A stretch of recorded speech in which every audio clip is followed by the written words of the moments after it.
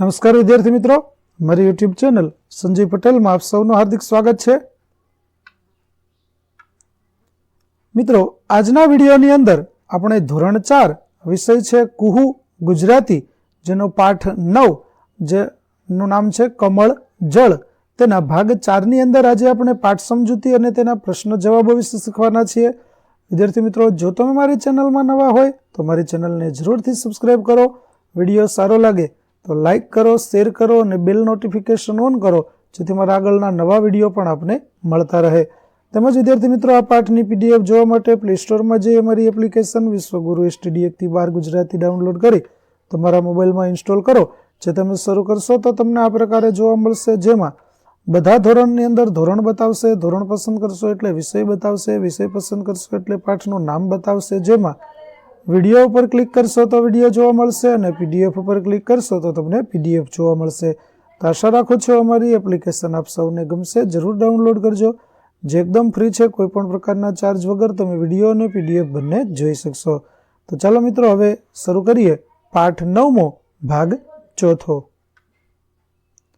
પગની આંટી મારી કૃષ્ણની જેમ 1 મિનિટ સ્થિર ઊભા રહો.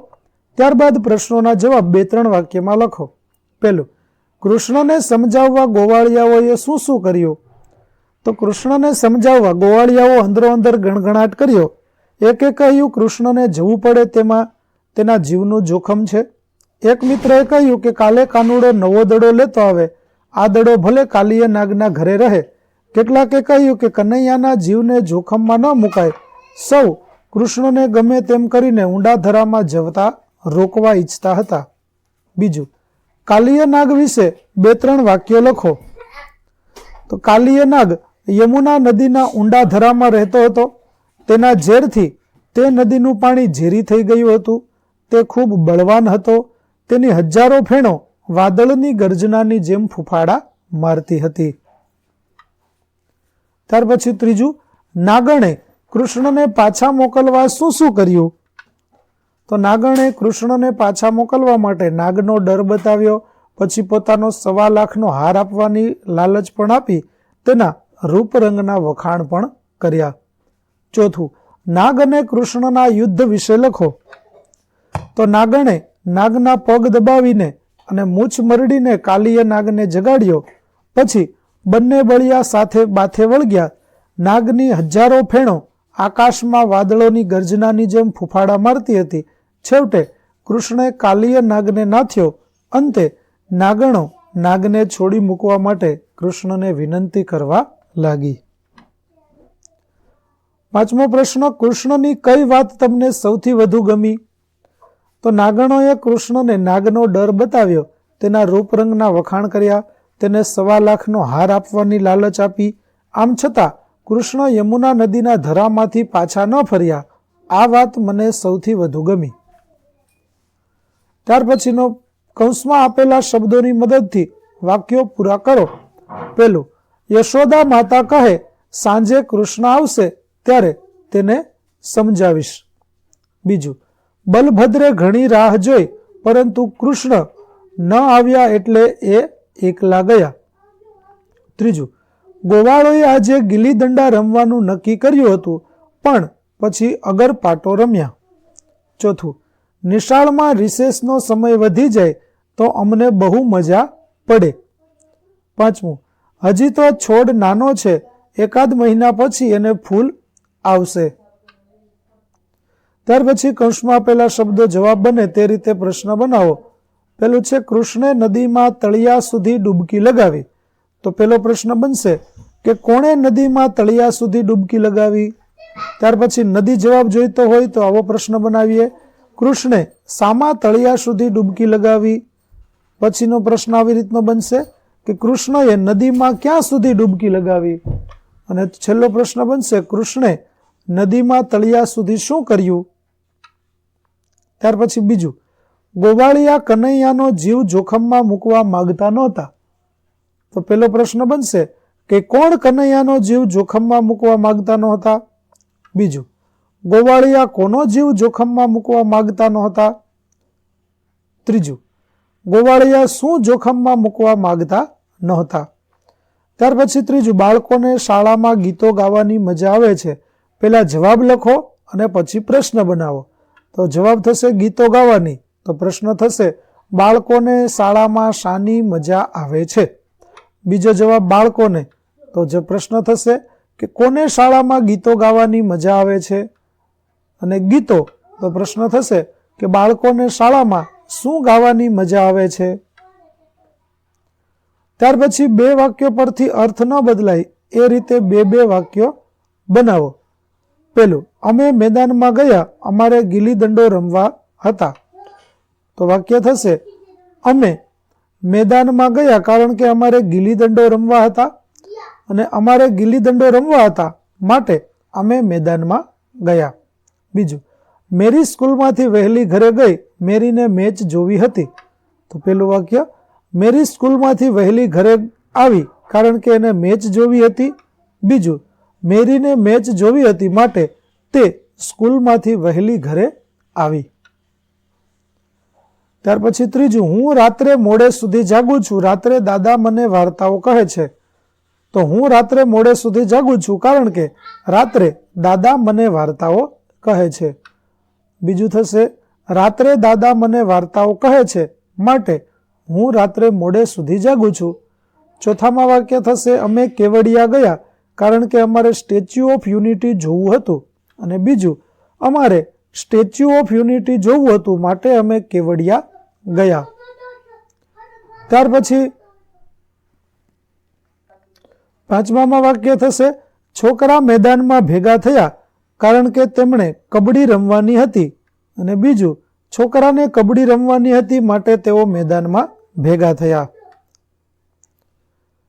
એડી ઉપર ઊભા થાવ, હાથ ઊંચા કરી સ્થિર ઊભા રહો, જૂથમાં બેસી જાઓ અને હવે ઉદાહરણ મુજબ વાક્ય લંબાવો. વાક્ય સાચું જ રહે તે રીતે વધુમાં વધુ શબ્દો ઉમેરીને વાક્ય લંબાવવાનું છે. આપેલા વાક્યની શરૂઆતમાં, વચ્ચે કે પછી નવા શબ્દો ઉમેરી શકાય.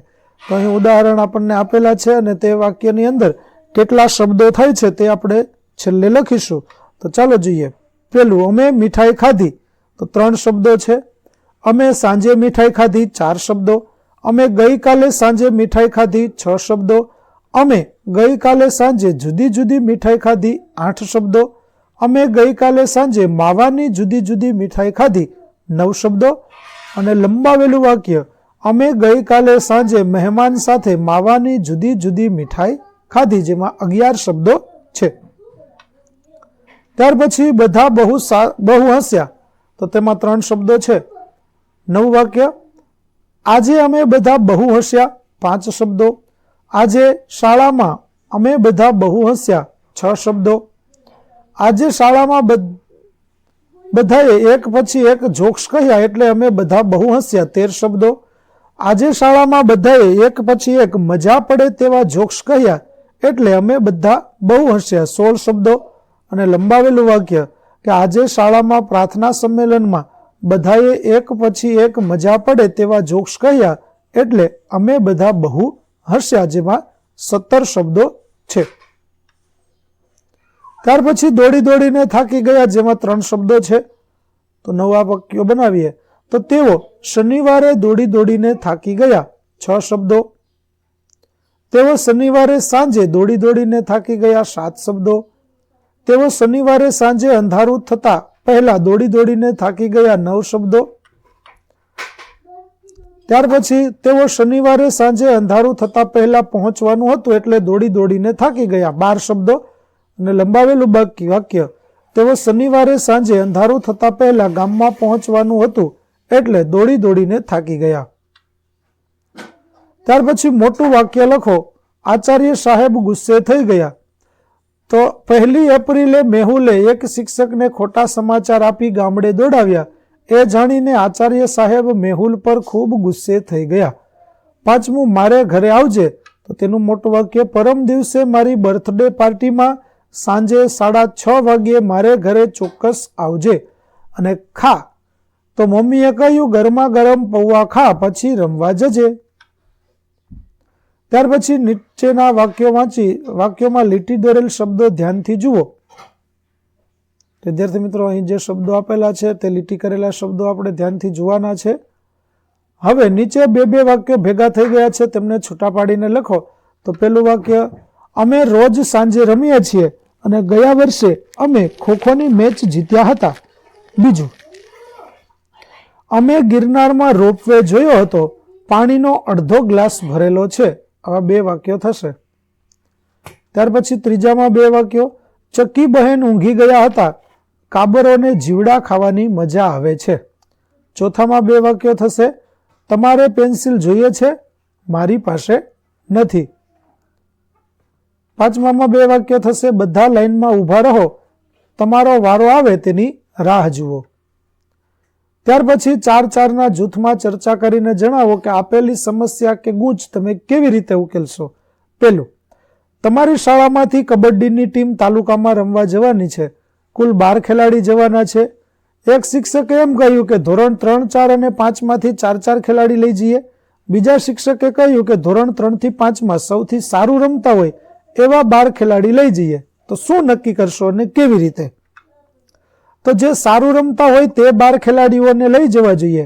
સારા ખેલાડી નક્કી કરવા માટે તેમને કબડ્ડીની રમત રમાડવી જોઈએ અને તેમાંથી સારા 12 ખેલાડીઓ પસંદ કરવા જોઈએ. આ રીતે આ ગૂંચ ઉકેલી શકાય.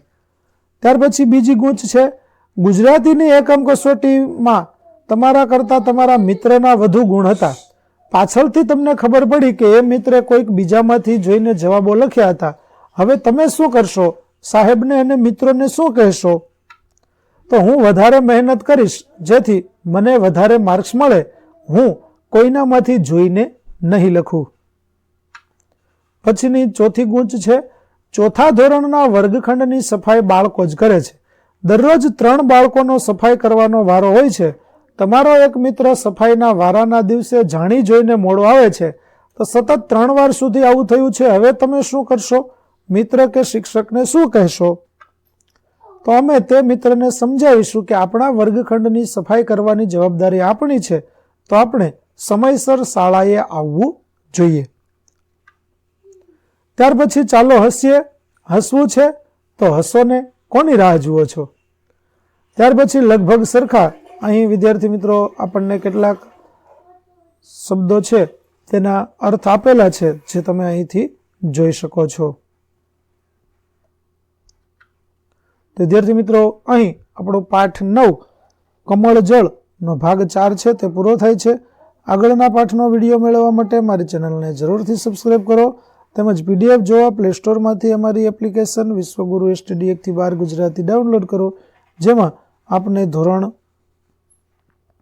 4 તમામ વિષયના સ્વાધ્યાય સોલ્યુશન, સ્વાધ્યાય પોથી સોલ્યુશનના વિડીયો અને PDF મળી રહેશે. તો આશા રાખો અમારી એપ્લિકેશન આપને ગમશે. જરૂર ડાઉનલોડ કરજો. ફરી મળીશું નવા વિડીયો સાથે. ત્યાં સુધી આવજો.